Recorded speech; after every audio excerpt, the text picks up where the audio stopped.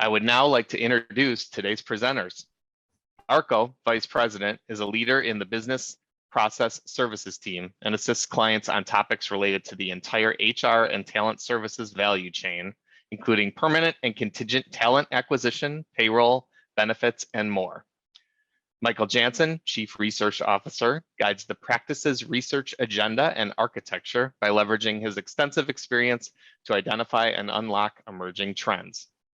Nitish Mittal, partner, is a member of Everest Group's technology practice, leading the firm's coverage of digital transformation and IT services in Europe and the United Kingdom and Ireland. Abhishek Sharma, partner, is a member of the pricing assurance team and assists clients on topics related to price and contract benchmarking, strategic engagement reviews, and sourcing cost rationalization. And with all of that, I would now like to turn things over to Michael. Take it away, Michael. All right, thank you very much. And hello, everybody. Today we have a red hot topic, and literally, for the last year plus, we've been talking about COVID, and this is not going to be a COVID webinar. One of the things that COVID has done is create great disruption in supply chains and talent and the way we do things around the world. But what we're going to show you today is a series of facts and discussion items that really showed you that the challenges that are in front of us with the talent are not COVID related, but they're really indicative of a much broader and systemic and structural challenge that we're going to be facing for not only this year and not only for 2022, but for many, many years to come and maybe even decades to come. So with that, we're going to show you a lot of facts, okay, but we're going to have a lot of discussion around what the implications for those are. So let's start off with the 5 things that we know, and we're going to show you facts around today. So the talent shortage, it's complicated. It's not one thing that, hey, if I just get more truck drivers, or I just get more digital programmers, or I get more of this, I can solve that. There's not one thing. I can't just put out a help wanted sign and this is going to solve it for my company or for the industry. As I've indicated, it's not going to go away soon. This is a multi-year problem, probably multi-decade problem, as we show you some charts that you may have not been aware of. And we're seeing the implications right now in the industry today. So this is not something that's speculative. This is not something that's going to happen in the future. It's happening today and right now. So there is an urgency to this that we're all facing. And what that's causing in some of the real life impact here is it's causing attrition rates to go up, okay? And as we get higher attrition, we get more attrition. And what that's also doing is causing inflating salaries. And so let's go on and Nitish, give me some more perspective from what you're seeing out there in the marketplace. Absolutely, Michael. And as you rightly said, this is a unique situation. I think the makings of some of this we've not seen before. And as a result of that, what we are also seeing is this is a problem which requires a nuanced approach. So one thing we're starting to see is partners, service providers are starting to ask for rate hikes or mid-cycle revision, because for some of these roles, you just can't get enough talent, especially where clients are and closer to their problem statement. And because this is not just a demand, but also a supply issue, it's going to require a more holistic approach as we think about the relationship, the fundamental relationship between enterprises and their service providers. So there's a lot of evangelization, there's a lot of discussion that's happening for us to be able to come to specific answers to these issues. All right, great. So I do agree this is a complicated problem. But before we get into some of the facts that we're going to show you, we want to get some perspective from you. And so what we're going to do is we're going to open up a quick poll here, asking you what you think about the talent shortage in terms of a time horizon. So I've already kind of tipped my hand. I think it's longer term, but what do you see in your company? What are you guys experiencing right now? So got a lot of different answers for you to choose from here. Maybe it's not a challenge for you. Maybe you think it's going to be over pretty soon. But let's get your perspective. Okay, so we're getting a lot of input here. We've got a very large audience today, a lot of interest in this topic. Okay, all right, we'll leave it open for another 3, 2, 1. All right, so this is a great sample size. All right, so and only a couple of you, literally a handful of people thinking it's not much of a challenge for us now. So those are the lucky ones. but the vast majority of them are looking at this time horizon for solving this challenge is either end of 22, 22, 23, or never. So there's almost 75% of the results are saying this is a multi-year problem for sure. Or at least I guess 2022 would be a next year's problem, but anyway, over half of you saying it's going to be a multi-year problem. Nitish, anything you see here that's surprising? Yeah, I think the first reaction I have, which is a little bit offhand, is I think the audience we have today and the great number of them are a little more realist than I am. I'm a bit of an optimist. I thought this is going to be more H1 or end of next year. Clearly, I think the strain we're seeing requires a more thought out approach. And I think the poll results reflect that. So I think directionally in line with what we see, and I think the problem is just becoming more nuanced as we go along. All right, and we're going to show you some numbers here that'll help guide this discussion as we go forward here. Okay, so let's go into the structure of what we're going to do today. And again, a lot of discussion. We're going to talk about some of the macro trends. We're going to talk about some of the trends in the outsourcing industry itself. We're going to talk about deal-specific trends, and then we're going to open panel discussion. And I encourage you to put questions in the poll or the Q&A if you want to. We did get over 50 questions before we started today, so we're going to try to work some of those in as well. All right, so let's go into some of the data. You know, I don't walk around thinking about labor pyramids very much in my life up until the last few weeks here when somebody showed this to me, and I said that can't be right. That can't be right. I mean, I've heard of declining birth rates. I've heard of China's issues. I've heard of Japan's issues, but I didn't realize the challenges for North America and Europe are here today. And so what you're looking at here is a pyramid, or it's supposed to be a pyramid, but doesn't take a rocket scientist to figure out that this pyramid is broken.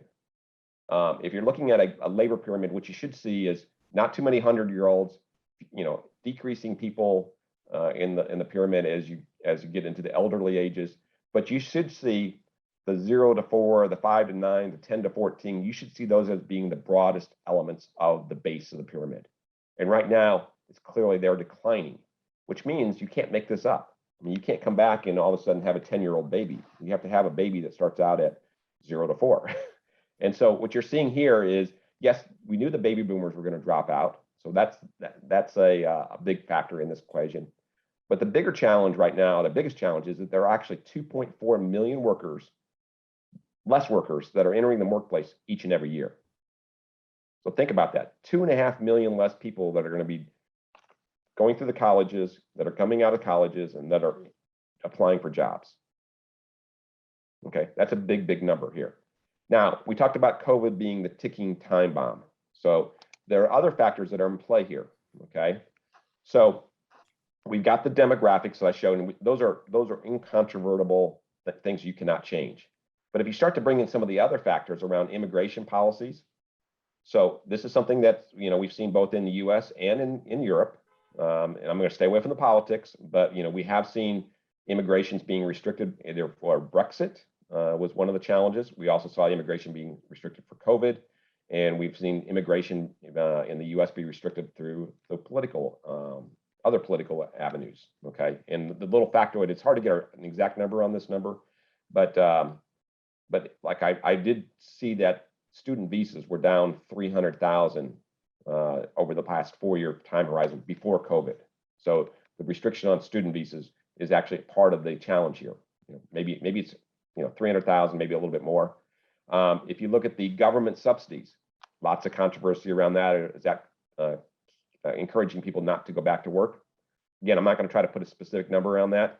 As we've seen the government subsidies go away, and about half of them went away back in June, and most of them went away back in September, we have not seen the workforce tick up. And so the surge in workers that were supposed to come back after the government subsidies went away, we haven't seen that.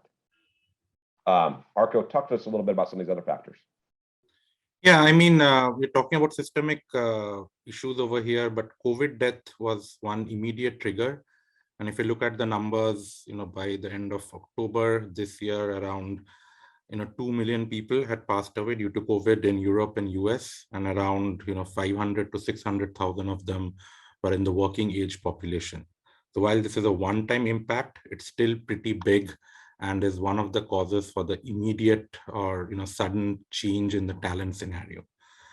And the other more broader systemic thing that we are seeing is the changing culture views. There's an increasing number of people who want to stay back and sort of stay back with their families, not really go to work, or even if they're going to work, people in the gig sector, they'll probably be working just a few months of the year, not working for the rest of the year. Essentially, the entire pool that was traditionally available for work may be decreasing over time as more and more people tend to make very personal decisions and not to go back to work. And some of these is showing up in numbers. And if I look at UK, economic inactivity, that's the percentage of people who are not voluntarily sort of joining the workforce. This had reached a record low in February last year, but now we see those numbers, again increasing. People are voluntarily choosing not to go back and join the workforce. So, you start adding these up, a few 100,000 here, 500,000 here, 1 million here, and you add them to the labor pyramids that we showed you before. All of these are contributing to the challenge, which inherently means there's not one solution that you can no one silver bullet that you can pull the trigger on and fix this issue. But let's put some additional perspective to this in terms of what this means in terms of jobs in the marketplace today. So what we're going to show you is what's called the JOLTS report for the U.S. economy. And so this is basically a look at the blue line is the job openings. And what you're going to see there is that it is at its highest peak, highest level ever in the recording of the statistics. So right now it's at 10.4 million, which is 3.2 million higher than previously seen in the U.S. The orange line represents the number of people that are unemployed. And what you'll see there is that we had a great spike up in the US here, where we lost 16 million jobs in 1 month, and certainly a traumatic effect on the economy and to our society. But what you're also going to see is that's now dropped back down significantly into only 7.7 million folks there. And yes, we'd like to see all those people employed, but there's lots of reasons, why there's maybe a mismatch there, and those people will continue to look and look for new things. But the bottom line to this chart here is what it's saying is that there are 2.7 million more job openings today than we have people actively looking for work. So that supply demand is not only a symptom and an outcome of all the slides that we just showed you, but it's going to be continue to be a challenge for us as we go forward here. Now that was the U.S. view. Natish, I wanted to get a perspective. You live in the UK. Give us a perspective of what you're seeing there in the UK and as well as broader Europe. Sure, Michael. And I think the summary is that the report across the pond has similar tones. I think what we're starting to see is what is described now as a job vacancy paradox, which is, as the chart shows, we have a record number of job openings here in the UK and in many parts of continental and overall Europe. But at the same time, what we are starting to see is there are also record high job advertisements. But still more unemployed people than they were before the pandemic. So in some case, we are seeing a culmination of 2 or 3 things. One, the job vacancy paradox indicates that there is a mismatch between the skills that are available in the marketplace and what the market is hiring for. And as Orko and others said before, the absolute workforce that's available is also in some countries in Europe and the UK significantly smaller than what was there before COVID-19. So all of that's contributing to what we see right now. And in some cases, there are discussions happening which are really about how do we make sure that this doesn't hold back economic recovery as demand bounces back. Yeah, Natish, you've got an additional uncertainty with the Brexit as well, too. That creates another set of dimensions to the overall challenge that we're seeing here as well. Yep, I think mobility within the continent remains restricted.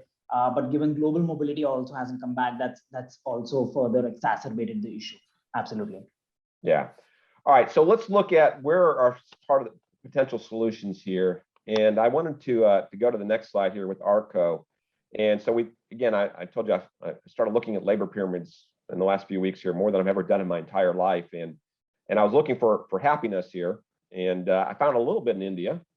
The labor pyramid here looks a little bit better. And in fact, it's still, if you look at the number of workers coming on board here, we are seeing increasing levels on a year-on-year basis to the tune of about 800,000 workers. And so that's a good news conversation. I think the thing we have to recognize is that the labor demographics and the structure of the labor pool in India is very different than the US and Europe. So that's a different dimension here. But Arko, talk to us about what's happening in India. And then I'm going to make the comment here up front here is that even India is going to face a challenge here in the next 5 to 10 years beyond as their population, the pyramid starts to go backwards as well. Yeah, Michael, you're right. India is probably the one among the few major economies where every year, net new people are actually coming into the workforce more than the previous year, and that number is 800,000. And if I look at absolute numbers, almost 10 to 11 million college graduates, graduates are coming out of college every year, which is a pretty good number, and it's still rising around by 3 to 4% every year. So all this is good news. The disclaimer over here is, how much of this workforce is actually employable. Not the entire pool that is coming out of colleges is really ready to take up all the job roles. So as Nitish mentioned, the entire skill factor and the skill issue is again very, very relevant to India beyond just the sheer volume or the sheer numbers. And Arko, do you think that India can scale up that skill base? Yeah, I mean, there are, the number of colleges going up, the courses are being sort of modified, there's efforts being done from the government, but still very difficult to say whether the pace of that will be enough to match the requirements within India. And frankly, what we are seeing now is, or rather questioning now is, can India solve the world's talent problems? Very, very difficult to say. I don't think the education and the skill level is rising at that pace what the world needs. Well, and there's also the portability of jobs. So you can't create truck drivers from this population to drive trucks in the US or the UK without them physically moving. So that's another part of the challenge here. So there's only a portion of this talent shortage that can be addressed by portability of work. So I think that's part of the equation too. Okay, all right, so let's move on to the outsourcing trends. And I'm going to bring in Abhishek here. We're going to talk about what we're seeing from an overall marketplace in terms of outsourcing. And the first data chart we're going to use here is focusing in on attrition rates. And as I said before, we're seeing increases in attrition rates. In this analysis we did here, we saw a 10.5 point increase in attrition. And I've made the statement earlier, and I'll make it again, is that when you get some attrition and people start to leave, they see the better, greener pastures across the street, you get more attrition. And so this is going to create a set of dynamics here that I want you to talk about, Abhishek. What do you see in terms of deals? Sure, thanks, Michael. So I guess the impact on deals is significant. Once the attrition bandwagon starts, people start leaving. Getting resources in to fill up for roles and jobs, it has an ongoing effect, right? In terms of wages, in terms of overall rates, of course. And the graphic which we have right in front of us, doesn't come as a surprise to me. In fact, if there's one thing I've noticed in a lot of our conversations with enterprise and provider clients over the past quarter, such requests are becoming A, more aggressive from service providers, and B, much more frequent. Right? What we're seeing in some of these is that as the scenarios where we're seeing a lot of activity, a lot of requests to raise prices could be one of the following. One, highly focused on input-based or time and material kind of pricing, because that has a real, almost direct linkage with wages. Two, obviously for high demand skills, right?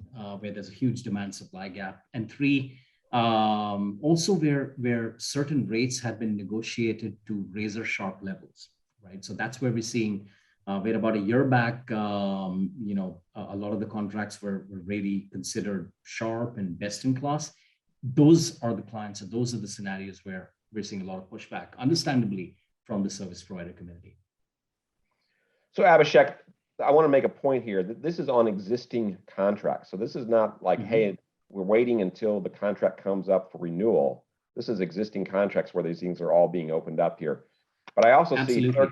34% of these things are not asking. Does that mean that they're everything's okay with those contracts, and there's a what's going on there? Yeah, so this is interesting. The 34%. My sense is that it's one of two things. One, these could be the odd case where the current pricing by default has been historically in some contracts on the higher side, and because of various reasons, it's not been sharply negotiated. And people are fine; they're happy with paying 20% extra. It's their wish, right? But there's also the fact that part of these could be the ones who've just not arrived till now on the priority list of service providers. So my sense, given the way things look like heading into 2022, I won't be surprised if a significant chunk of these 34% get that dreaded call from the service provider, hey, we need to talk about rates. So we'll have to see. Yeah, we'll have to see. And to be fair here, that those that may have been recently renegotiated too. So maybe it's not enough time has passed too. So all right. Yeah. So let's talk about the specific rates here. Abhishek, we know that IT has been a hot skill, and we've always talked about, if you go back a year or two, we were talking about the demand for digital skills, and obviously that's the top of the list here, but it's a broader list than that.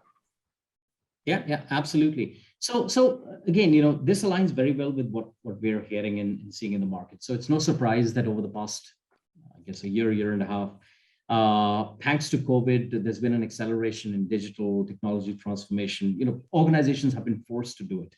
So it's understandable that a lot of the development rates, are up for a raise. So there's a huge demand for developers, solution architects, the whole stack, right? And that's what causes the wages to go up significantly, and that's what causes prices to go up significantly. And of course, alongside that, I'll come to contact center in a moment. There's also a sustained increase in applications maintenance, right? Because sometimes, that goes with development. Also for IT infrastructure specifically, there are certain rules within IT infrastructure around security, around cloud, which have seen a lot of demand, etc. Finance, procurement, payroll and benefits, yes, it's up, but to a relatively lesser degree. Now, the one thing which I wanted to highlight was CXM, customer experience management or contact center. Now, a lot of us would like to believe that, well, this is more of a commoditized skill. What's really specific about it? But there are some talent-related nuances, especially in countries like the US, which are specific to serving this kind of service, which we'll talk about in one of the subsequent slides. So yeah, I think this is all aligned with also what we're hearing and seeing in the market. So Abhishek, on the previous slide, there was the small bar on there was 11% of companies that said they'd been asked for rate increases, but they chose not to pay those on the previous slide here. Right. What's the options here if you decide not to tell your service provider, hey, I'm not going to give you a raise? What's that mean? Right. So, Michael, given the situation we are in currently, there's two things which can happen, and this is assuming that the ask for a raise is actually genuine, and it is for those skills where there's actually a huge demand and supply gap, right? And there's a gap between what they're paying versus the market rate. So one is, it can lead to severe resourcing crunch from service providers. Right? They're just going to raise their hand and say, well, people are just not available. Right? We can't service it. It's taking time. So be prepared for huge delays in resourcing for those services. The second option, which actually might be even worse, or the second implication could be that, yes, in some shape or form, the providers will staff the resources, but let's be sure that's not going to be the A team. Right? It's going to be people who are either not the most experienced, who don't have the right level of qualification, or clearly, there's going to be issues in quality. So this is something which has to be seriously considered by enterprises, so that they take that decision judiciously between quality and the impact on cost. So this is when you think you've got a fixed price contract, may not be so fixed price, and then the other part that comes to mind is pay for what you get, right? So be careful what you ask for, or what you're willing to pay for, because it may be exactly what you get. So all right, let's look at this on a regional basis. What are you seeing there? Yeah, so on a regional basis, this is interesting. So clearly, you can see India. So there's a recent joke going on that, you throw a stone somewhere in Bengaluru or Bangalore, and there's a high chance it's going to hit a developer who already has 13 job offers in his or her pocket, right? And that doesn't come as a surprise. But there's one thing which I want to just talk about, that if you look at what we may consider used to be at some point, for lack of a better word, a baseline, right? If you look at the CPI increases or annual kind of inflation reported by the government in India, it varies anywhere between 3.5, 5.5% over the past few years, depending on which year we're talking about. So as compared to that, having the rate increases up to 8.8%, yes, it's high. But given the baseline, I think it's not as surprising as we see in North America and UK or Western Europe. Bear in mind, these are economies where the inflation, for many years has been 1.5, 1.75%. So those economies getting, rate increases of 7.7, 6.6%, I think is it's very interesting to see. And these also have had a bit of an impact on the India market, because really, in addition to arbitrage, there's just roles which cannot be filled because there's just not enough talent in the North America, UK, Western European market. So yeah. When I see this chart, I say there's no place you can run and hide here. I think there's been certainly a push for people to diversify their resource pool and risk mitigate some of the things we saw during COVID, away from putting all your eggs in one basket. But from a rate standpoint, I'm not seeing a lot of places you can run to get cheaper rates here. absolutely, All right. absolutely. And Tish, talk to us about some of the softer aspects of this. What are other things that clients are doing here in terms of addressing the talent challenge? Sure thing, Michael. And as I look at some of the chat and the great conversation we are seeing with attendees today, I see a lot of the common themes reflected here. So we see 4 things, and I'll go into each of them very quickly. So the first one is, a lot of our attendees have also noticed that not all talent shortages are created equal. Next generation talent is really where the greatest battle is, just because it's a very limited supply. So if you really think about data and AI, cloud, cybersecurity, to name a few, these are where we have limited qualified and deployable talent in short supply. And that's really important to bear in mind. So that impacts where you pay a premium versus others, where you have better negotiation capabilities as an enterprise, as well as a supplier. And the second thing is, clients, as the scale digital transformation, they really require context of their industry, as well as them as an organization. So they want more local talent. They want talent to their teams, even though remote working and decentralized working has made things slightly easier. But they also want specific expertise in their domain, which could be their industry, could be the function that they're working in. Bringing that is really important.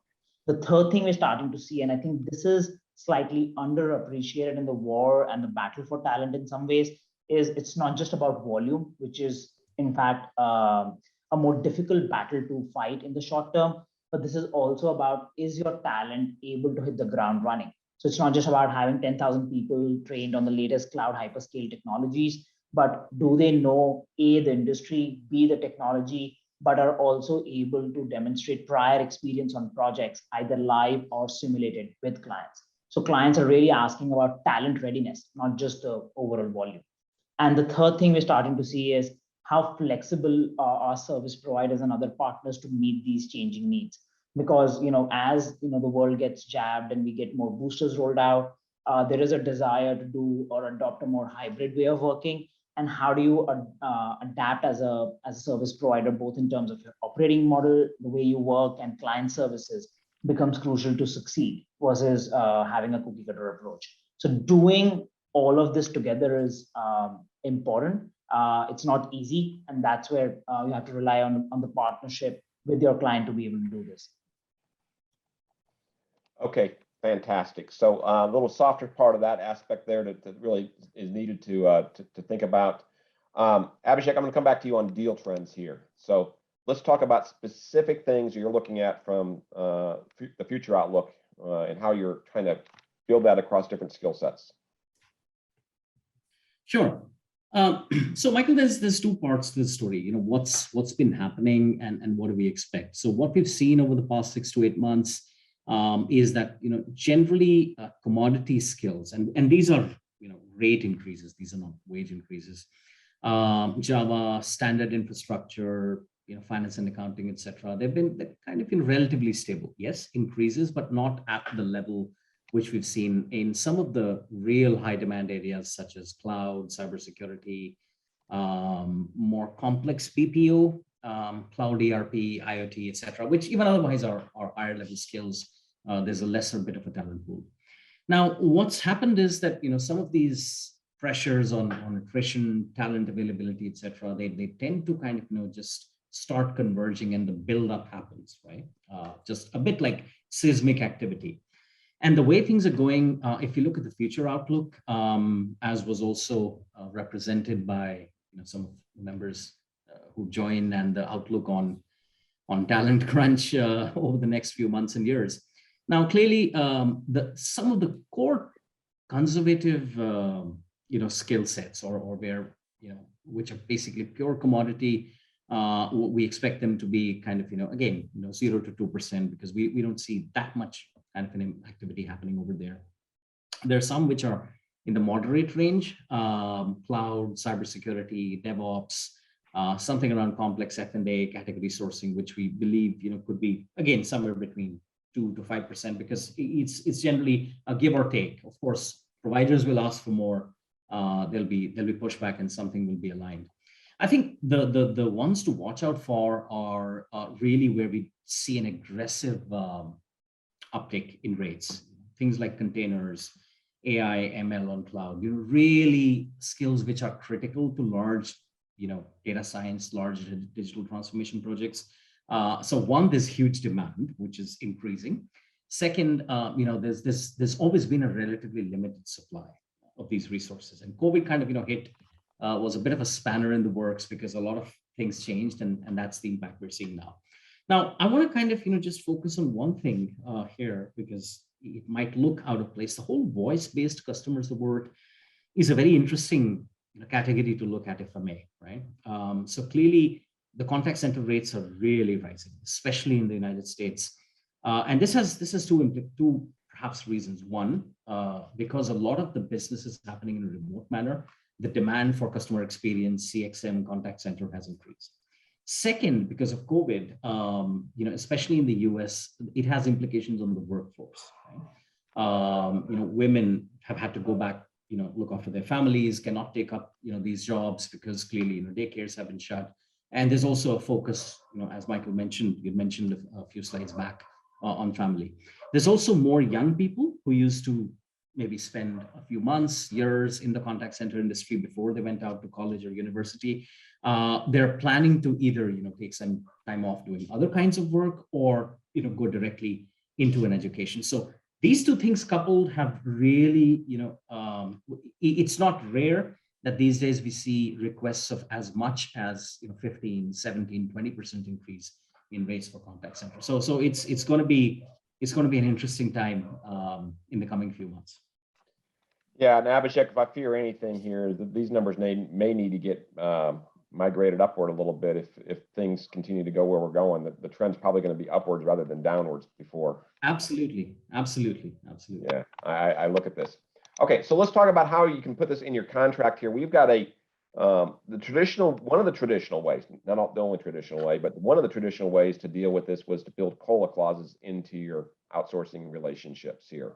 And so the cost of living adjustments, if I go back, way back to when I was doing deals on the service provider slide, that was the single most impactful measure on a long-term deal. So we wanted to get your perspective today on how you think the COLA clauses apply or are being evolved. So we're going to open this up and ask you to, this is a multiple choice, so you can participate, you can suggest more than one thing here. And Abhishek, I'm going to get you to comment here as we get the answers in. Okay, so we'll leave it open for another 5, 4. All right, there's 1, two answers that are kind of coming to the front.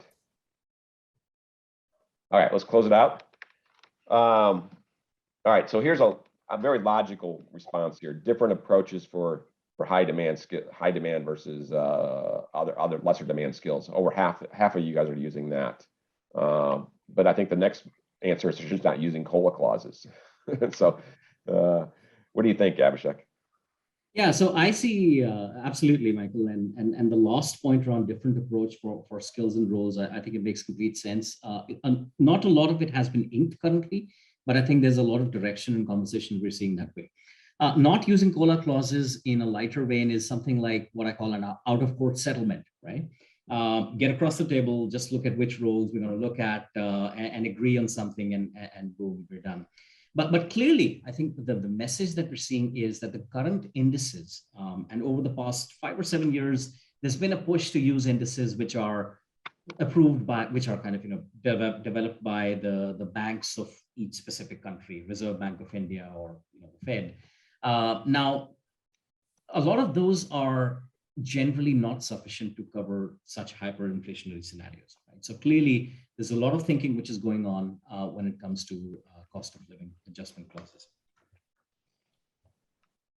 All right, so and I think ultimately a lot of this things comes down to getting benchmarks as well. I think that's I know your practice is extremely busy right now as people are trying to get a sense of what's going on in the marketplace and trying to kind of make sure they're not paying too little or it used to be they were always worried about paying too much. I think now they may be worried about paying too little. So I know your team's been really busy on that. Okay, Absolutely. Let's move on to some of the T's and C's and some of the other aspects of not just COLA, but how else they handling it in the agreements. Sure. So as we know, any movement in pricing is never really an isolated activity, right? There's many moving parts of a commercial arrangement which the parties may choose to tweak as and when things go. And we've just talked about cost of living adjustment. This is definitely back in the limelight. The number of conversations we're having with both sides of the table is not minuscule. In the current scenario, as I mentioned, the standard CPI-driven COLA falls short, and there's a number of changes being pushed for, which is the formula used, the cap applicable, the underlying indices. What about an overhaul completely? Is there scope for a new kind of index to be released, which actually differentiates the level being paid out to, let's say a Java developer versus a cybersecurity solution architect, right? Because both of them have different talent scenarios. So a lot of the activity going on. The second thing which I want to talk about today is mid-deal adjustment and renegotiation. Now, from one aspect, is this new or interesting? Probably not. Have we seen them as a firm extensively?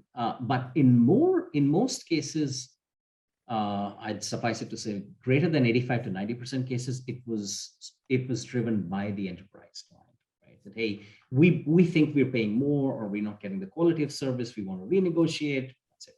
The tables have turned. Now it's almost entirely the enterprise client saying, well, we're happy with what we have. And the service providers are pushing, let's open it up and renegotiate, right? So this is where it's kind of, turn the table, like we know they're at the forefront of price revision requests, and especially in cases where the rates are negotiated to a hyper-competitive state. Going forward, we definitely expect this trend to continue as talent challenges will potentially remain, right? The third element is I guess less to do with rates, but as we talk about deals and commercial terms and conditions, over the past 12 to 18 months, there's been growing importance of shifting the goalpost on what we have for BCP, business continuity planning and data security, right? Because of a lot of the hybrid working, etc. Now it happened the other way around. Normally, in a steady state scenario, you look at these clauses, change them, and then move to hybrid. But thanks to COVID, everything had to be done in a jiffy. So now a lot of the contracts are catching up. And this is basically, much more detailed BCP clauses, including work from home impact. Excuse me. The limitation of liabilities secondary security cap. Now, this is something which we've noticed recently. The percentage of annual charges has increased steadily, right? And a lot of it has to do with people working remotely, much more kind of, risk of data being stolen. So enterprises are looking for a much more tighter view in this as we go. Okay, all right, so thanks a lot. So we were going to go an open panel discussion, but I think we're actually going to move straight to Q&A. I'm going to make it a game time change here since we have over 100 questions to deal with.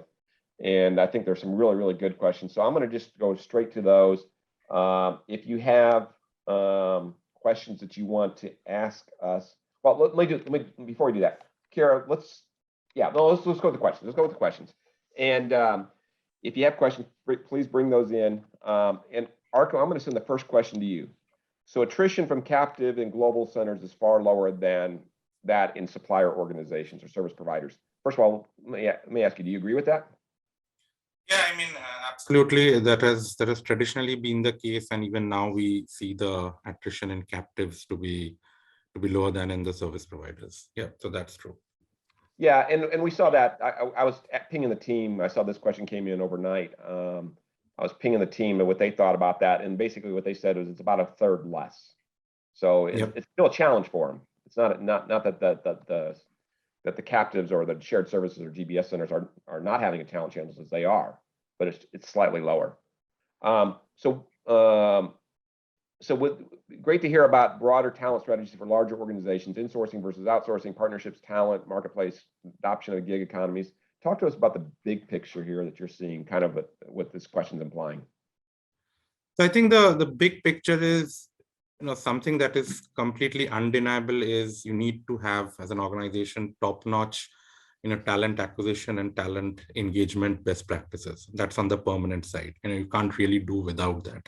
You already have high attrition, already difficult to acquire talent. So that entire piece becomes extremely critical. And within that, two things are more and more important. Probably number one is employer branding. And this needs to be well integrated with the overall company or organization's marketing.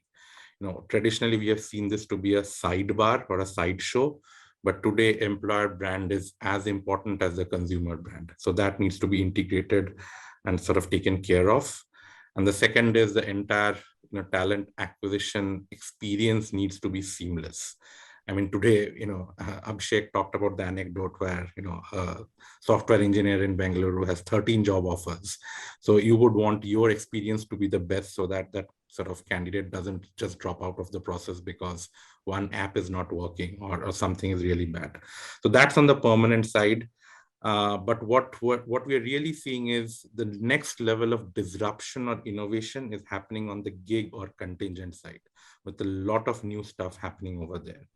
So one big thing we are seeing is, even on the contingent side, do we need to hire individuals or can we hire teams? So if you look at the various gig platforms, traditionally, individuals have been hired through those, but a lot of companies are now experimenting with, acquiring entire teams on a temporary basis or gig teams and getting them to do the entire work. So that's one part of it. The second is on the temporary side, you can hire through staffing suppliers, but there's the concept of direct sourcing, where you leverage your employer brand and try to get in the best talent over there as well. So these are sort of two big things that we are seeing on both the permanent and contingent side. Yeah, it's going to take a lot of different aspects to it. It's no longer about just posting up the jobs on a job posting site. Okay, Nitish. Obviously, we've been painting a pretty dismal issue with just the labor, but I think we also know there's another aspect to this, which really comes into how do suppliers, what are the other things that you can do here besides just try to hire from your neighbors? I know productivity comes into play here in a big way. Talk to us a little bit about that. Yep, absolutely, Michael. And I think you're absolutely right. I think there are 2 or 3 things that suppliers and service providers can do. You started with the right one, which is productivity. As I said earlier, given where we are and the different aspects of the problem, we won't be able to solve for pure numbers because everybody's competing for the same talent. And what's interesting when we spoke about captives earlier with Orco is, as a service provider, you're not just safeguarding your talent from your direct competitors, but you're also safeguarding them from your partners, the hyperscale companies, the SaaS companies, which are growing really fast, as well as your clients, because as captive efforts and insourcing efforts ramp up. So the throughput of productivity is a good place to start.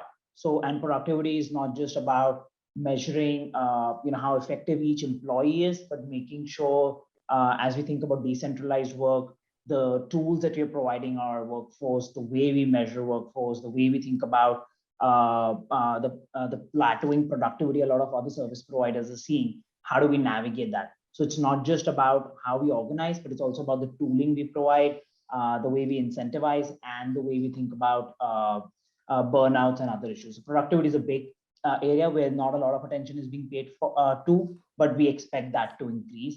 I think the second thing that's going to become important because of this is to look at alternative sources of talent.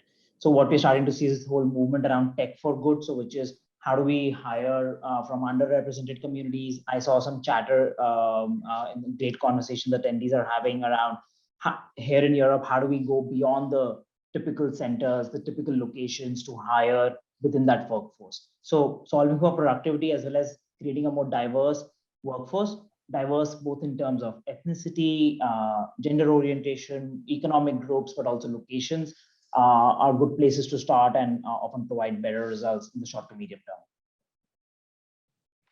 Okay. And there's a question here, and it's always dangerous when you ask a question, you're not sure what the answer is going to be. So I'm going to ask it anyway, see if you guys do. With regards to attrition in India, has there been any change in the extended resignation notice, which allows workers to start new jobs? I know that's one of the barriers to moving around is the long extended notice periods. Any change in that? I'll take a stab at that, and or Nitesh, feel free to add in. So in most of the technology companies, I think a few years ago, they've taken the step to actually move the notice period to about 3 months, right? From the standard, 45 days or 2 months. So in most of them, it's already at 3 months. Now it's very difficult for companies to actually increase that, because then that has severe implications on the overall employee experience. So at least I haven't seen any move to further that from 3 to 4 months. Now there may be impacts around how they structure the bonus payouts, etc. But given the market and the hikes which some people are getting, it's unlikely to have an impact. So I thought you were going to maybe potentially say, hey, they're moving back to 2 weeks like in the US. No, not at all. No movement that way. Okay. All right, great. All right. So I'll open this up to the panel here. I've showed the labor pyramids here, but the question is, do you see an end in sight for the current labor trend? We're discussing if we should re-baseline domestic price points or wait out the current trend. Okay, so from what we see currently, this is unlikely to go away soon. Right? Not the news we want to hear, but realistically, I don't think we should expect this to go away. In the next few months, honestly, especially for IT services, if I may. Now, the second part of the question, is it better to wait out or renegotiate it? And it actually depends on the specific roles, situation, and the variance there is against current market benchmarks. What we're seeing a lot of our clients do is just take a sense check of where the delta lies, because not every role location combination is 30% underpriced as compared to the market, right? There could be some which are 30%, there could be some which are 15, 10, 5%. So it's really important, which kind of roles, which kind of scope we're talking about, and what the variance is. And if the variance is significant currently, then it makes sense to have an early resolution, because otherwise it's going to definitely start impacting the overall quality of resources which are provided to you. If it's just minuscule and it seems like just a lot of noise coming through, then perhaps it may make sense to prioritize some of those other areas where there's going to be more impact, and maybe just wait it out. Okay. Another question here. Enterprises have been making insourcing decisions for certain specific IT scope. Is this also driving the talent shortage war for IT providers? I mean, in some ways, it is one industry. It's a pool of workers, and whether they're hired directly or indirectly, it's the same pool of workers. Yeah. Do you see competition happening here? What are you guys seeing happen, the trend between insourcers and captives or shared services organizations? Okay. Sorry, go Nitish, ahead. go ahead. All right, let me tackle the IT part of it, and then Abhishek and Orko, if you see deal trends, sourcing trends, do chime in. So, Michael, I think in some ways this is a problem which is not entirely unique, because captive, shared services, GICs, GCCs, whatever you might call them, they've been around for a while. Obviously, some verticals lead this more than others. So we see specific issues, for instance, when it comes to banking and financial services, which tend to have the more scaled captives, also a lot more legacy to contend with. However, what we see is what the captive is focused on is slightly different versus what they outsource. For instance, rarely would you see a lot of the run activities, right? Whether it's AMS or classic manage the estate activities in IT services within the captive, unless there's a desire to do it on the enterprise app stack. So you expect to see more competition from the captive or your clients, especially when it comes to build talent, right? So think of developers, think of full stack engineers, think of new technologies which are in the early stage of the life cycle. So my short answer is, I think the focus of captives and how they do it is not entirely unique, has been around for a while. We see it more pronounced in a few industries which are further ahead in the journey. And the third thing is they're also building it out on different elements of the IT services stack, not for all. So there is opportunity for service providers to also partner with their enterprise clients on this journey, because not all of them have the wherewithal to do it on their own. So there are models like build, operate, transfer. We see how service providers can also help them on location advisory and so on. So there are nuances to it. And Nitish, just to add, you mentioned an interesting point around banking and financial services industry, right? And I was thinking about, at least 4 to 5 of the clients who I work with very regularly on the enterprise side, and almost all of them have huge GICs, and they're huge users of a host of, small to mid-sized to large service providers. I think one of the things which has fundamentally happened, a bit of a mindset shift, is what I would call a tweak in the build versus buy decision, right? So a lot of them used to have, of course, they keep those core skills with themselves, but some of the adjacencies, they'd say, well, why do I need to build it when I can, get it from service providers and have that flexibility, scalability? Now, one thing which has taken a huge hit because of the talent crunch is scalability, right? So, many of these GICs have also now become very impatient because they just cannot get the resources, right, as and when they want it. But they still want the work done because they have made commitments to their parent organization. So I think that aspect also is causing them to say, hey, okay, just leave it all. Let's just hire people. Even if we need to pay them higher, let me not be at the mercy of some other provider not being able to fulfill it and have some capacity here. So that's another angle which in some of the cases we're also seeing. The forecasting is difficult here because, we in the industry, it's always been about cost takeout. And as I've been in the industry for 3+ decades, and everything has been take it lower, take it lower, take it lower, through a combination of productivity, labor arbitrage, all those things. So this is the first time in the 3+ decades that I've been in this industry where we're actually talking about increase. And so there's a question up here about how are companies thinking of impacts on margins? Are they able to transfer some of the cost to the clients through price increases? So what's the dynamic in the industry? Is the industry healthy? Are you concerned? I know I've looked at some of the numbers. Any of you guys want to comment on those before I do? Yep, I can volunteer an answer as we look at service provider performance over the last 12-18 months. So predominantly, if you look at the supplier community, margins in some ways have never been better. I'm assuming the question is coming from the point of view of how do both primarily service providers think of using this from a margin perspective, because they are the primary suppliers, but it does have an impact on enterprises as well. But from a supplier or service provider perspective, they ended up saving some of these costs in the middle of the pandemic just because of rationalizing real estate, lack of travel, and allowing having clients push the needle on more offshoring or reshoring. So they've been able to buffer in the impact of increased talent acquisition costs or revised wage structures, etc. within that. I think but what we're starting to see is as demand bounces back, the runway to continue to absorb those cost increases without impacting margins is limited. So we're going to run out of room very shortly, and that's the reason we're starting to see mid-cycle rate increases, renegotiations, everything we've spoken about.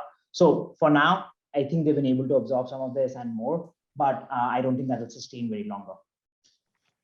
Yeah, and you're right. The industry's never been healthier. In fact, the COVID was probably the best thing that could have happened. There was a short-term hit on terms of some revenues and projects, but the margins didn't dip. They actually improved margins because they didn't have the travel cost. But this industry is fanatical about its cost management and has done a fantastic job of remaining healthy. So that's the good news. I think the talent challenge is a new wrinkle that we've never faced before. The other aspect of it that makes us hard to predict is what happens with the economies in general. I mean, we've got Wall Street at all-time highs. We've got fiscal stimulus. We've got monetary stimulus. All that stuff kicking in all at the same time. That the adrenaline and the hyperactivity on Wall Street is just amazing. So, you know, as long as that's going, there should be no radical turn in the business climate. But who knows? That could change on a dime with some unknown factor that comes our way. So, all right. So we need to wrap on this. Abhishek, I wanted to get your perspective since your practice is mostly concerned with helping clients solve the issue. What is a fair price? Can you give me a 60-second view of what your practice does? Sure. Thanks, Michael. So, the pricing analytics. So we work with a lot of our enterprise and service provider clients, helping them solve their pricing and commercial related issues. Of late, we've been engaging more on an as a service basis, right? And this is basically to ensure that our clients have ongoing access to the right kind of pricing, commercial assets, and insights as required. Our scope covers pretty much most of the globally sourced services, such as a range of business process services, IT applications and digital, IT infrastructure, and even consulting services. So yeah, that's a bit of a short summary of what we do, working with our clients. Yeah, I know your team's been extremely busy, as I said before. All right, so one last thing. I know that everybody really appreciates getting the data, and we appreciate getting the input from you as well, so we can have timely and interesting things to feed back into this loop, and it becomes a virtuous loop. So we are just kicked off our key issue survey for 2022. So that's where we start to look at some of the things of not what's happened in 2021, but we're looking forward to what are you planning for 2022. So one of the questions in there is how big of raises are you planning to give your staff this year? That'll help kind of determine some of the things that the tone and tenure as we go into 2022. So there's a link here to take the survey. I think Kira is going to open up a quick poll for us. And if you're interested in taking that, and this is for service providers and enterprises, so everybody's welcome. If you're an industry participant and have a perspective here, we'd love to see you do that. And if you be so kind as to help us help you and take the study, it is a little bit more involved. It's not a quick poll. It is something that'll take it. And if you need to phone a friend, that's okay to get some of the insights, but appreciate that. And with that, obviously, if you want to, we'll send you a link for those that said yes. We'll probably send you a link anyway, but we hope you do participate. There's always our blogs, and appreciate if you want to ask us any questions, please reach out to us via our emails, or I think we're all active on LinkedIn. So if you want to talk to Nitish, Abhishek, Arko, or myself, feel free to reach out to us. And with that, I want to thank you for your time and let us know how we can help.